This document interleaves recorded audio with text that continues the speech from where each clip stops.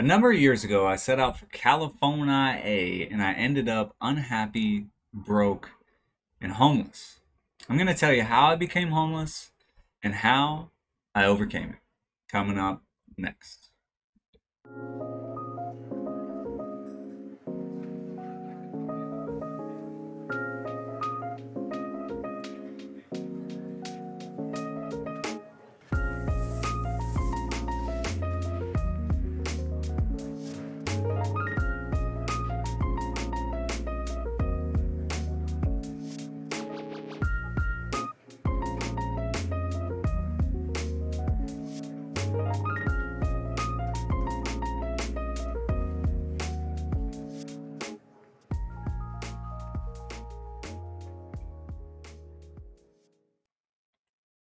Welcome to Jared Talks. My name is Jared, and today I am just a really exemplary dude because today we're talking about the story of how I became homeless and what I did to overcome it. Exemplary means serving as a warning or deterrent, but it also means serving as a desirable model, representing the best of its kind. Well, what you're about to hear hopefully will be a deterrent. I must admit I haven't reached the other half of the definition. My life hasn't reached the status of desirable model or best of its kind, but I'm working towards something, and I'd like to share part of my life that I think some other people might benefit from, and hopefully people won't go down the same path that I did. And the reason I say that is recently, sometime last week, is actually last Monday, we had a person that regularly comes into chat here on Twitch express some ideas at one point I actually agreed with. But I learned the hard way that that point of view isn't all it's cracked up to be. So let's get into it. Before I tell you the story of how and why I became homeless, I like to explain a bit of why I'm telling this story and why I think it's important. So recently, last Monday, we had a person that usually comes into chat, has been part of the Twitch regulars for some time now. Again, if you are listening to this podcast somewhere, maybe Apple or Amazon or Spotify or Overcast or Pocket Cast, one of the many, you can actually go to twitch.tv/The Jared Show. You can come jump in and join the discussion and watch this podcast live. We do on Mondays and Wednesdays.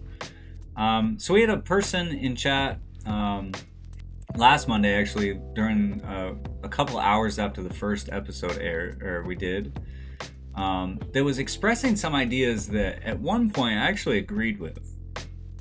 Talking about how having a job is slavery and I'm too good for that kind of stuff and these kind of things. It was a very interesting conversation because I saw a lot of myself in what that person was saying. And it was a weird conversation to have.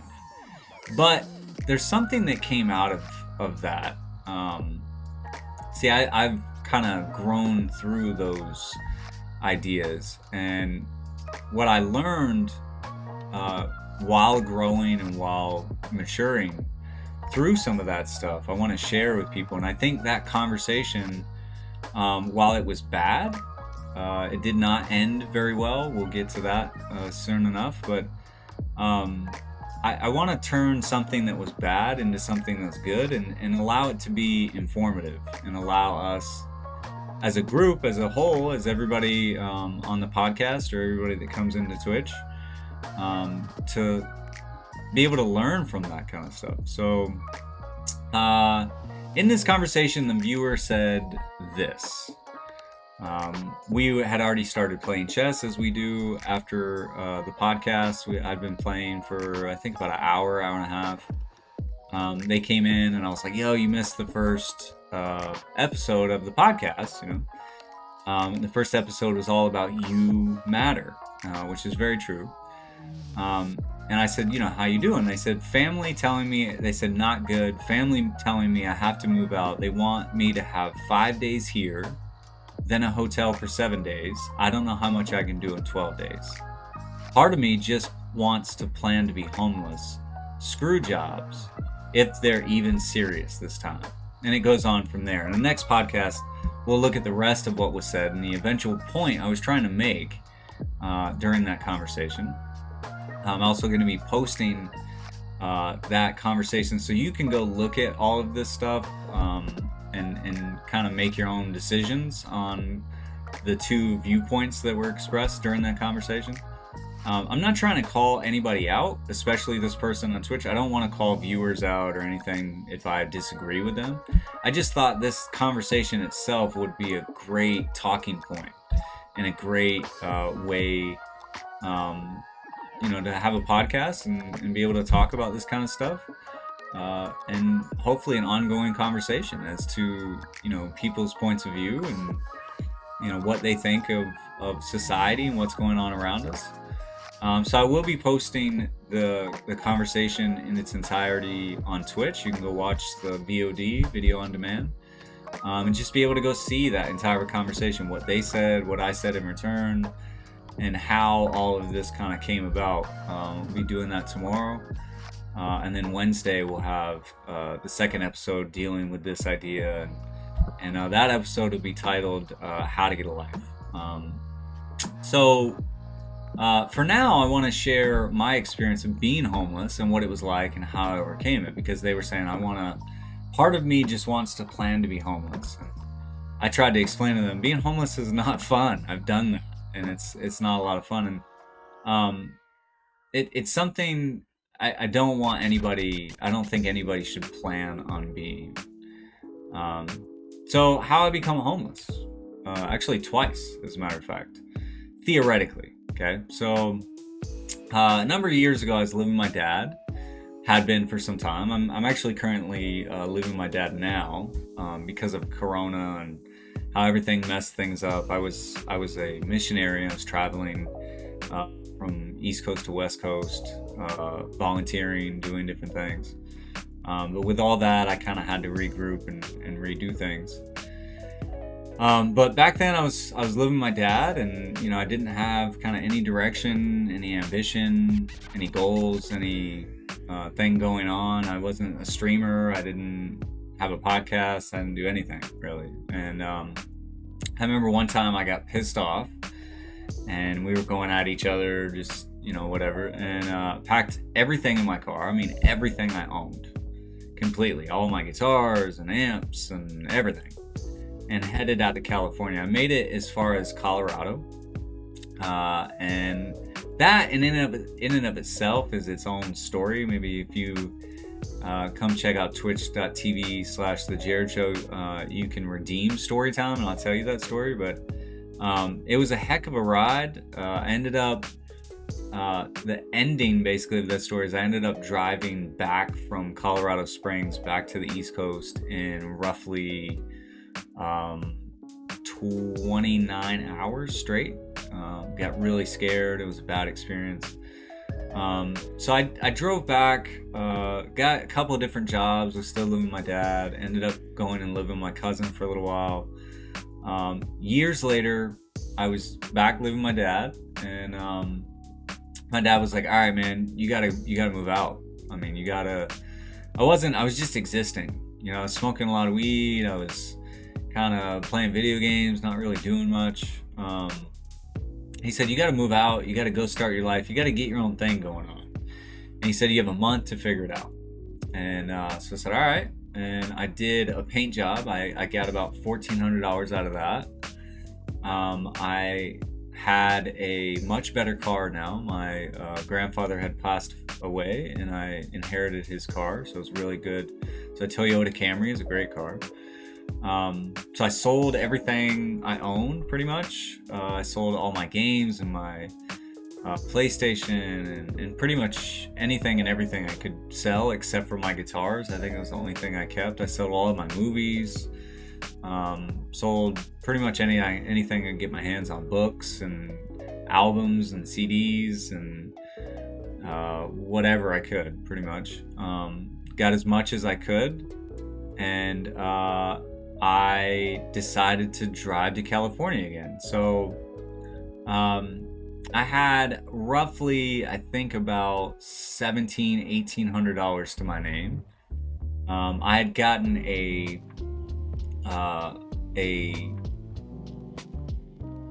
a surfboard from somebody that lived in an apartment. When they had moved out, they had given me the surfboard. So what I did is I took the surfboard and put it inside the car, took the headrest off of the passenger seat, and laid it all the way from the dashboard all the way back to the back dash. And it just laid there, and I drove all the way to California. I remember coming into California. It took me roughly about 5 days, I think, to get from the East Coast to the West Coast. And I remember driving into California. I finally made it.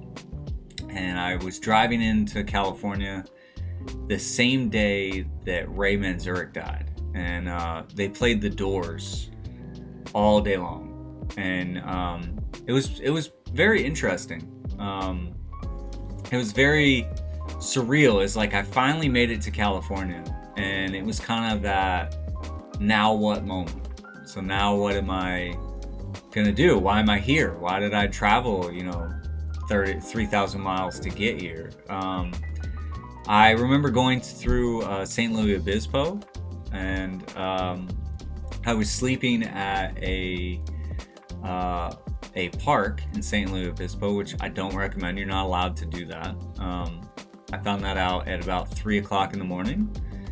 And as I was asleep in the back, so what I would do is I would go up underneath the surfboard and lay up underneath the surfboard and put a bunch of stuff all over me so people wouldn't know I was there. And I would leave my windows open just a little bit so I had enough air. A cop came up at about 3 o'clock in the morning and was knocking on my door, and I was in the back, and he didn't know that. And I sat up real quick, and did not hit the surfboard, but I sat up real quick, and I was like, "Yo, what's up? What can I?" And he was like, "Oh shit," and I was so half asleep that I basically got into the front seat. But when you see a cop, when a cop is like, "What's going on?" your best idea is to just pause everything that you're doing and just talk. But I couldn't really do that. So the only thing I thought in my mind was get into the front seat, put the window down so I could talk to him. He was kind of like, "Oh shit, what's about to happen right now?" And so he stepped back away with his hand on his gun kind of thing, "What's going on?" And I put the window down, and I was like, "What's up? What's," and he's like, "What are you doing here, man? You're not allowed to park here." And I was like, "Oh, I'm just passing through," I was like, he's like, "Oh, you going surfing?" And I'm like, "Yeah." I was like, I had never even attempted surfing before. And so when I told him that, he thought it was hilarious and just proceeded to laugh for a good 2.5, 3 minutes. The fact that I had drove 3,000 miles with a surfboard and had never even been in the water with a surfboard before. And he got a kick out of it. He let me stay for the night, told me that that was, one and done kind of deal. Let me go through. I ended up going into Big Sur, down through all the way out to Santa Cruz. And I was in Santa Cruz. I stayed at a hostel in Santa Cruz for about 2 weeks or so. And I began running low on money, and really, really low. And I had, I think it was $30 a night to stay there. I had paid up my way, borrowed, I think $100 from my parents altogether. And they were like, "Yo, this is it, man. This is your last money. You're going to have to get a job. You're going to have to do something. I can't just keep giving you money." And I was like, "All right, man." So I went looking for a job. I went and looked for about 4 days. I went to a public library and created all of my own resumes and copied them. Barely had enough money. It was 10 cents a piece. I got 5 of them. I went to 4 different places. The 4th place I went to, I walked in the door, and I needed a job bad.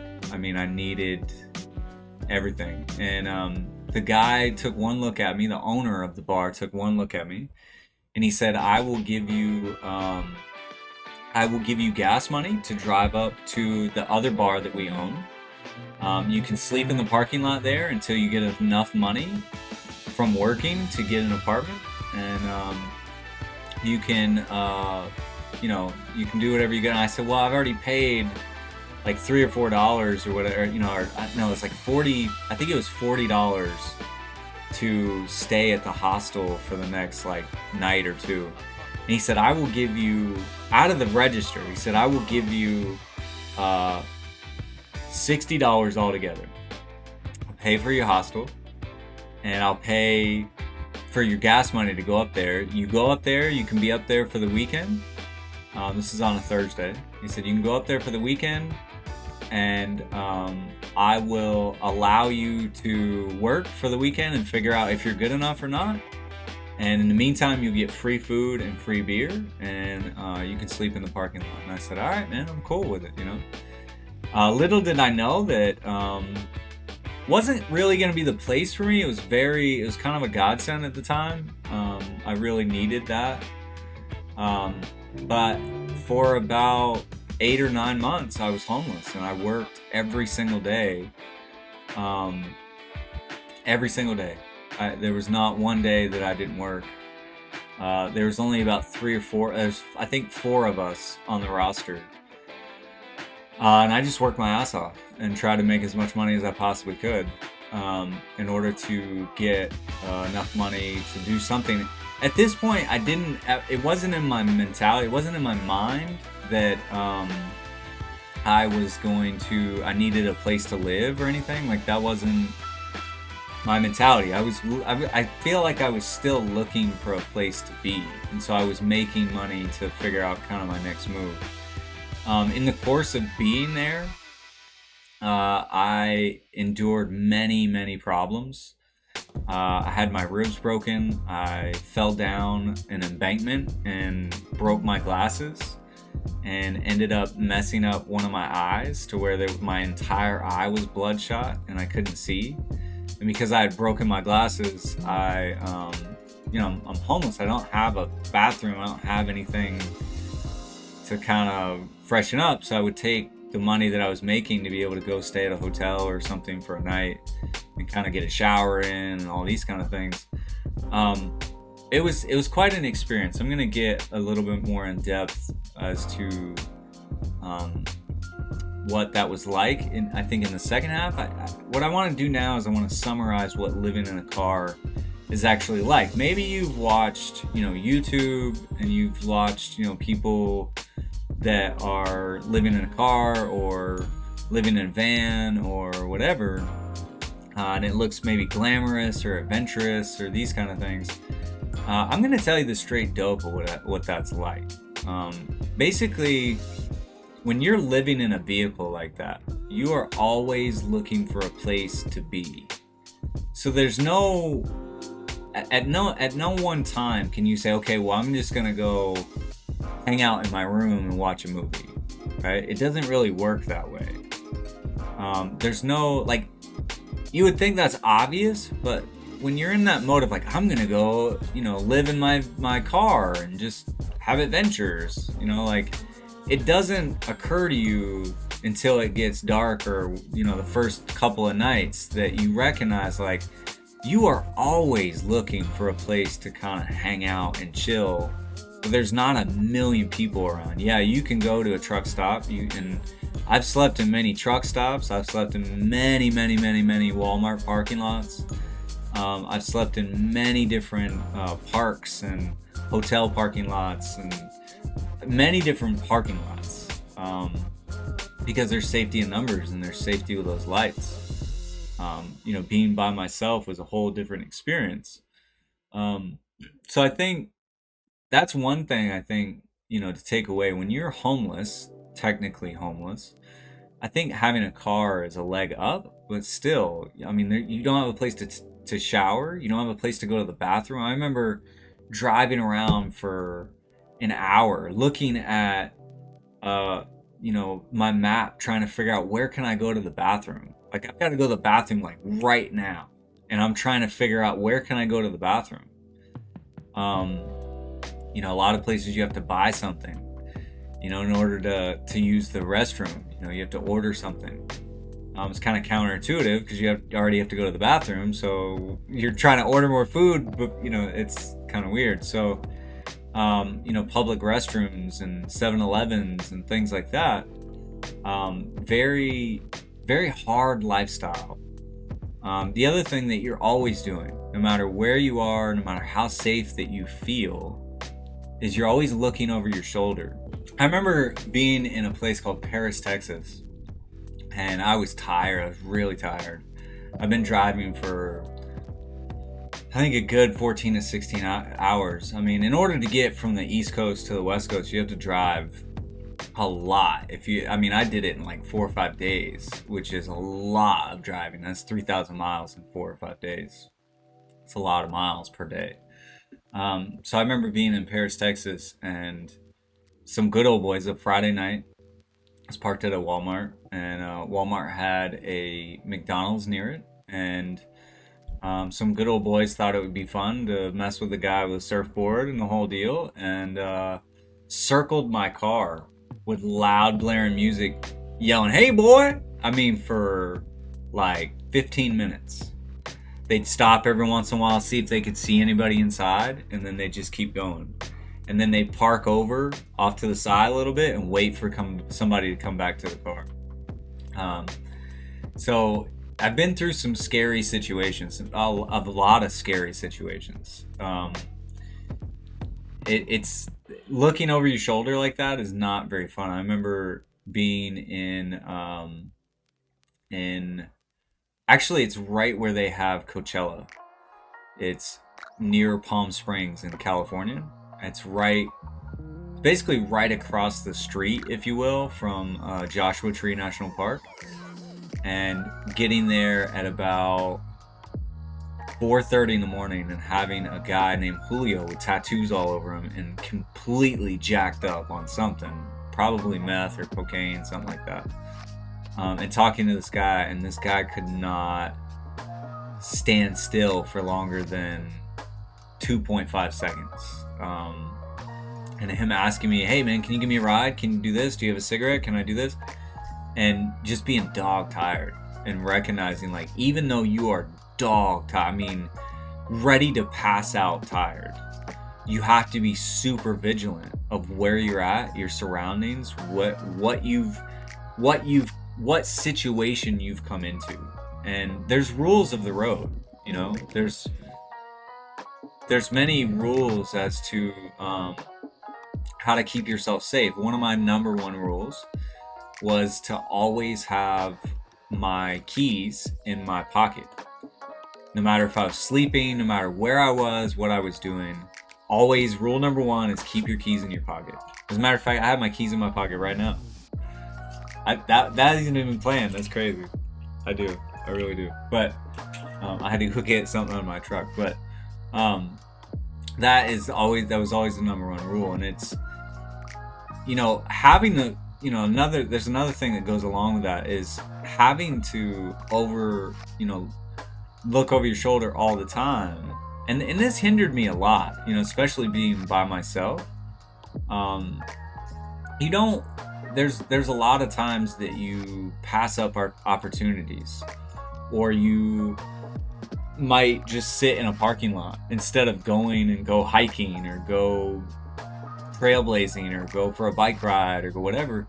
Because at the end of the day, everything that you own is in this car. If that car gets stolen, if it gets if it gets taken away, like towed, if it gets broken into and people steal your stuff, if the tires get slashed, if anything happens to that vehicle, you're screwed.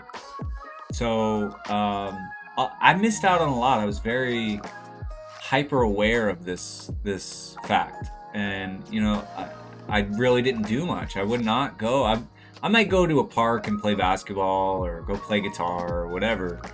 I wasn't a complete, homebody and just sit in the car all the time. A lot of times I did, but I still got out and got to do things. And I did have some amazing experiences in that journey.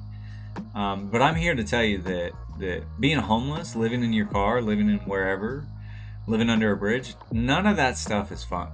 It is not something that you want to plan to do for any period of time. Van life and those kind of things, I think that's a different scenario. Maybe I'll do a podcast on that if people would like to hear that, because I've done van life and I've lived that lifestyle. I created my own RV out of a old GMC van, and I've done that as well. Definitely a step up, except for when you have to figure out how to take a shower. That wasn't any fun, but so yeah, I'm here to tell you homelessness is no fun. There's nothing alluring about that, especially when you're forced into it. But when you choose to be in that situation, you'll find out very quickly that it was a bad decision. And then at the end of the day, your confidence level, there's a lot of things that go with that. So I think when we get back, I'm going to tell you how I overcame being homeless. And we'll be right back right after this.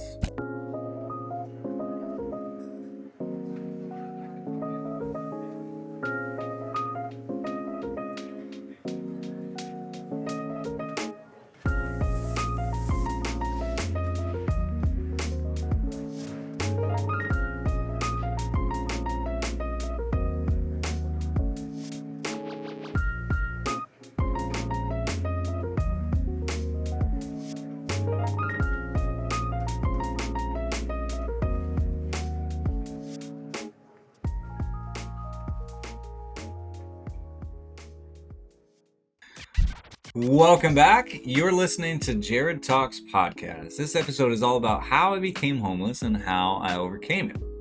In the first half, I told you the story of how I became homeless and the fact that it really is not, there's nothing romantic about it. It sucks. It's not a whole lot of fun. I think now it's time to explain how I got out of it. And it's two ways that I got out of it. One is I got a job. So, as I said in the first half, my money was getting really low.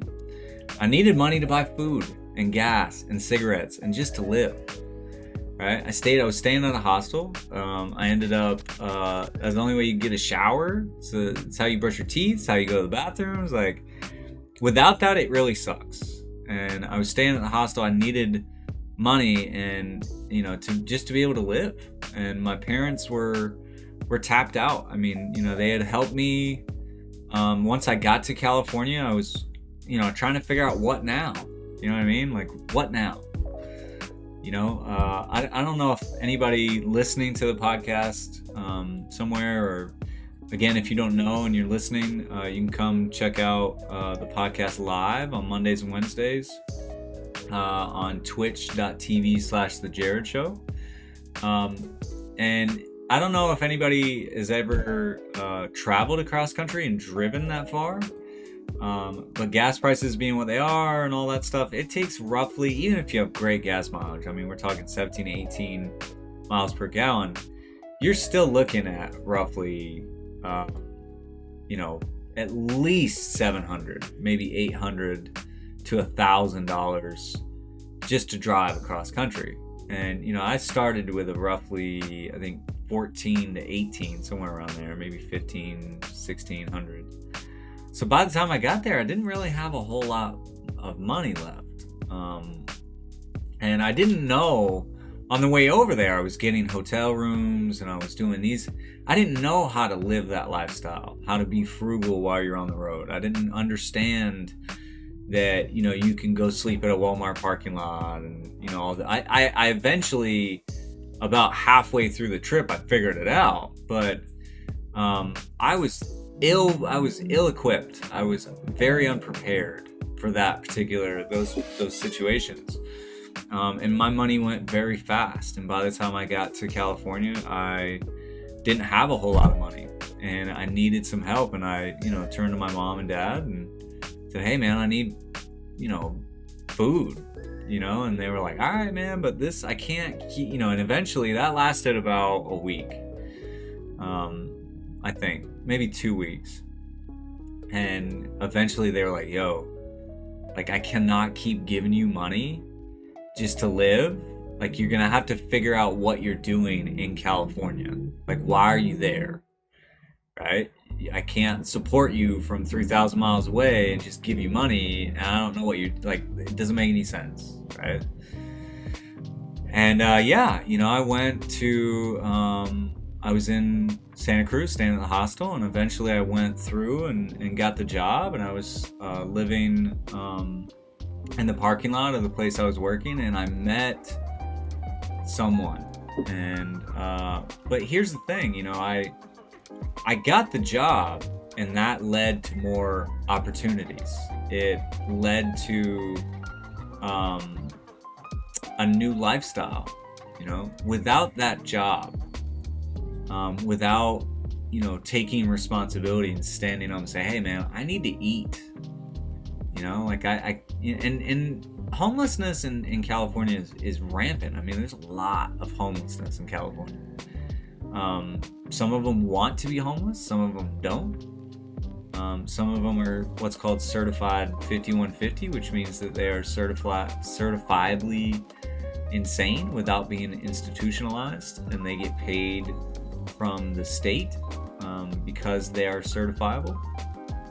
They get a particular amount of money every month just to be able to live, and they can really do. I met many homeless people that were certifiable 5150 and got money and just spent it however they felt like, and they lived in the woods in a tent that they had created. I met many people. I mean, we're talking at least a dozen like that. So yeah, it's homelessness is very different in different parts of the country, but in California it's everywhere. It's everywhere you look. And a lot of those people kind of sponge off at different things. I remember as I was working, I had met people that are a lot younger than me, that had just got into their teens and just set off kind of like I did. But instead of working, they would sit at the door near the place that I worked, at a store near a place I worked. They would sit at this door with a sign that says anything helps. And I'll never forget those signs. They used to piss me off because I worked my ass off every day just to have some money in my pocket and be able to eat, and be able to have a place to sleep. And here these people are just kind of hanging out, getting high and begging for people's money, and I remember it really irked me. They did it wasn't like they drew you a picture. There was nothing in return. It was just anything helps, give me money, because I'm sitting here with a sign, and it was terrible. I really did not agree with that. I still don't. But I did meet somebody as I was working at that place, and I don't think I ever would have met this person had I not had that job, had I not gotten a job and started, providing for myself and being able to have my own life. And she was actually working near where I was working, and she worked at a campground nearby, and we hit it off. Actually, the first impression was not very good. I'm not going to explain that. It's not a great story to tell, but the first impression was not very good. But we ended up hitting off. She's a great person, wonderful woman, and I started staying with her at her place a little bit more and more, even though I wasn't supposed to. She had a lot going on in life at the time, but her coworkers seemed to like me. They called me Bandana Boy because I had really long hair and I wore a bandana just to keep hair out of my eyes, and plus when I was cooking. And we spent the summer basically like that, and it was really only about, I think I only knew her about 2 months, I think. And I stayed with her a lot and got showers, and it was very interesting time in my life and hers as well. But then her work program ended for the summer, and we planned to she basically planned to move where I was, for a lot of reasons, not really just because of me. I was, I think, one out of like 100. She totally didn't move to where I was because of me, but it made sense for her. Her family was there. She was looking to start a new life. She had come to where I was starting, looking to start a new life. She needed a break from her situation. I think I just happened to be kind of the cherry on top kind of thing. Um, I think we did mutually help each other quite a bit. But anyway, she went back to her place and took care of some very painful things. She ended up having to leave a very special person behind, her son, whom she really loved the most in the world, still does. And she was gone for about a month. So, meanwhile, back where I was, it got cold, and she was very distant because of all the stuff that was going on with what she was dealing with. And she's very distant in many ways, not just physically. But yeah, that was pretty rough. It was a rough month, and in the middle of that month, actually, I think the first week of that month, I broke two of my ribs. I don't think I've told that story on stream yet, but yeah, I broke two of my ribs and went to work the very next day. If you've ever worked in a kitchen, you'll know that changing the fryer, the grease in the fryer, is not an easy task. Some of that stuff is hot and it's heavy, and I did it with two broken ribs that I sustained the night before. Actually went to sleep that night not knowing if I was going to wake up. It was a pretty hard time in my life, and dealt with those broken ribs for a good 3 weeks. I could not function without eating about 4 Advil every 2 hours. I could not move. I couldn't breathe. So that was pretty bad.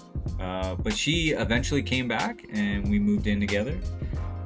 She started a business, or I helped her start a business, and eventually her son actually moved in. And the rest is history in that particular story. But what was interesting is the fact that I needed help to get back on my feet. I needed, I needed the deposit. I mean, it cost at least $2,000 to $3,000 as a deposit to get an apartment. And really, honestly, I don't think I could have done it on my own. The other thing is, I wasn't really trying to get a place to live. Like, I don't think it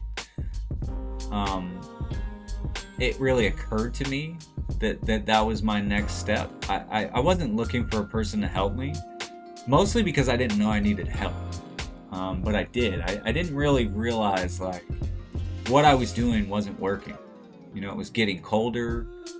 Days were getting shorter. My hours were getting shorter. Money was running a lot lower. All the people were leaving. I had a seasonal job, but I didn't really understand it was a seasonal job. And yeah, that was a rough time. But I think me and this person mutually helped each other. And really, it was a good time in our lives. And I didn't know I needed as much help as I did. And I didn't know I could help someone as much as I did. I think it was definitely mutually beneficial. And it was great. It was a good relationship for a while. We have actually since split up and gone our separate ways. She has somebody else going and that kind of thing. This is a number of years, a long time ago. So, long time ago. So, and we still keep in touch, and we still we've talked about that stuff. I think, every once in a while we talk about it and remember some of the good times, some of those crazy times back then. And, some were good, some were bad, she was not very happy about having to leave her son behind. And I think it all worked out for the best for everybody, though. I think it made sense for her, for me, her son, for everybody involved. I think it really worked out. And I think her troubles with that situation, my homelessness, which I needed to get out of but didn't realize. That's how I got out of it. Is I got a job and I met somebody. I got a job and I got some help that I needed, but I didn't know I needed, in the form of somebody that I loved, somebody that came into my life, and I came into their life, and we needed each other, and it worked out.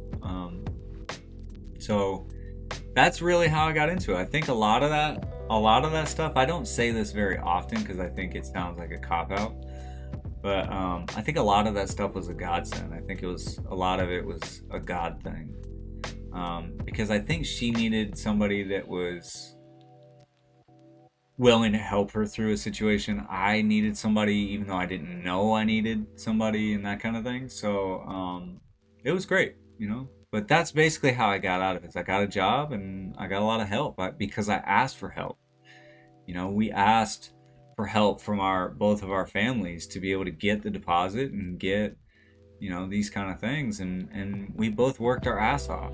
She got a job and I kept working at my job, and we worked through a lot of things, both physically, emotionally, mentally, spiritually. We worked through a lot of things. It took a lot of work to dig out of that hole, and but we did that. So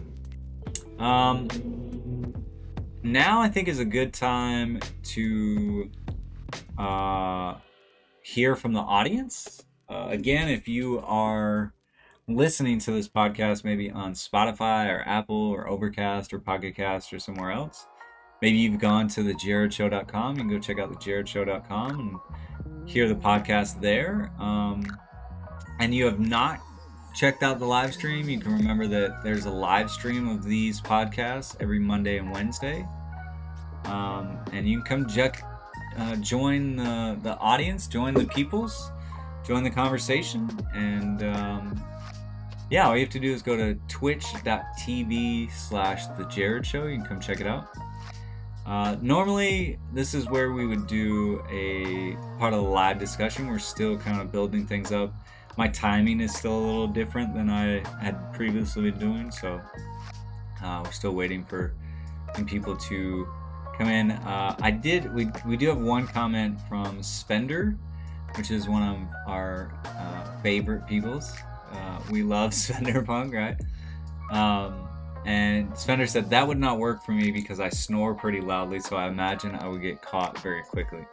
And I think they were talking about sleeping in your car in various different places. I was actually talking about that during the break. Depending on where you are, Walmart parking lot, or I've slept in truck stops and restaurant parking, all kinds of different places. Most of the time, people don't care.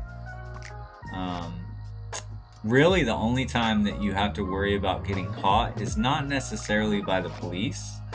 It's more by somebody that's looking to do you harm in some way. I was never scared of the police. More like I was scared of people that had nothing else to lose. Like homeless people, people that would rob you, recognizing that like you're from out of state, like being in that particular situation, like being out of state, being homeless, people recognize you're homeless, you're an easy mark for a lot of people, because they know everything that you own is in your car. So not a great situation to be in, for sure. I don't think a lot of people realize that, is like you are such an easy mark by being in that. The only way that you're not an easy mark is if it's like a day trip, or if you're in a campground, or you're at a wherever, right? Furious 5 said, yeah, I wouldn't make it in a car. You'd be surprised. The flip side of everything is like you adjust to things. It's just not as much fun as you think it is. It really sucks. I can remember, playing basketball and getting all sweaty and like, now what? it sucks to say. It really sucks to have to do. But I mean, you end up getting baby wipes, and that's how you take a shower, and that's how you clean yourself. Either that, or you're gonna be smelling pretty ripe, pretty quick. But at the end of the day, like, if you can get over people's view of you, which is very easy to do if you're traveling, because you're not going to see those people again, and you can get into the mentality of survival and recognize, like, I got to do what I have to do. If I got to use baby wipes, then that's what I got to do. The problem is that, a lot of the time, the thing that you have to do, you don't want to. Use baby wipes or go to the bathroom in a shady looking, terrible bathroom, and, in the middle of, 7-Eleven or whatever. Yeah, it's definitely not a whole lot of fun. I just wanted to share the experience. Thank you, Svenders. Thank you, Furious, for your comments. I think here's the bottom line to everything. I think it's like this. Homelessness isn't much fun.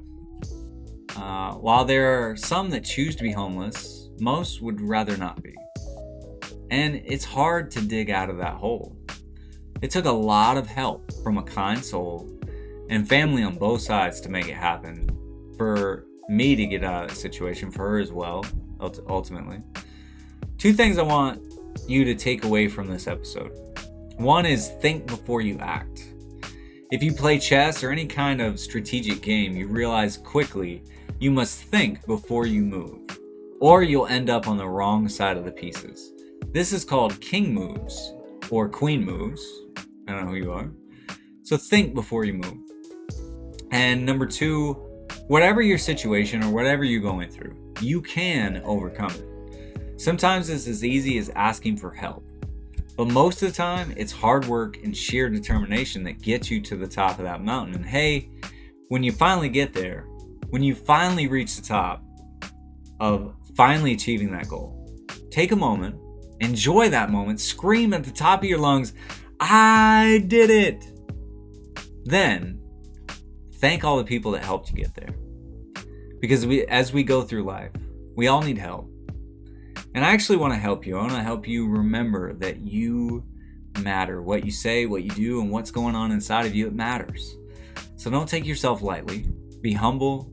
Be strong. Do good things. And I think that's going to do it for this episode. Thank you for listening, wherever you may be. And special thanks to all the chatters here watching the live stream, Spenderpong, Furious5. Again, if you would like to watch this podcast and join in the discussion, you can go to twitch.tv/The J.A.R.R.E.D Show and jump right in.